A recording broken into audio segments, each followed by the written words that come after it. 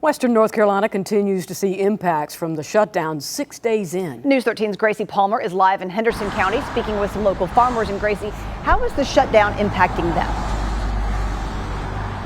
Hey, Holly and Tammy. Well, the USDA is now closed since we know the government shut down, and that's starting to impact our fields here in Western North Carolina, specifically in Henderson County, and it all boils down back to Helene. Kenny Barnwell lost 4,000 apple trees during Helene a year ago. The creek here and the one we went across come together. Now he's dealing with another problem coming out of Washington. If the USDA is shut down, then there's no one to request the funding from. The government shutdown. Since farmers in Western North Carolina, like Kenny, are still recovering their fields from the storm, part of that recovery includes reimbursement checks from the USDA. There's still a lot of disaster payments that need to be paid out, and all of that's put on hold right now.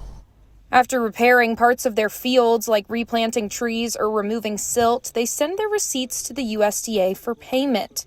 But with the offices not open, they can't receive their money or even apply for reimbursement.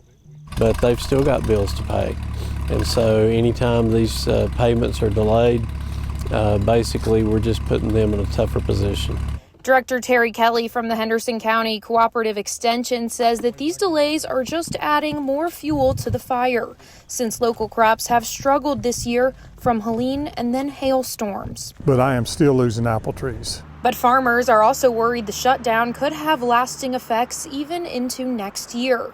One of those being insurance. Some of the insurance that they get is through their FSA office. For less common crops like peppers and cucumbers, farmers rely on a program called NAP, or the Non-Insured Crop Disaster Assistance Program.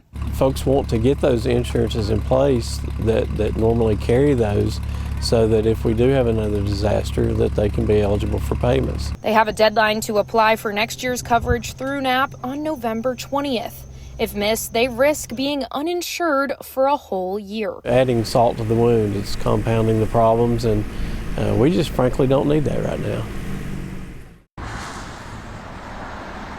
And the farmers tell me that they remain optimistic that a decision can be reached in Washington. Their main concern is how long this will continue to drag on.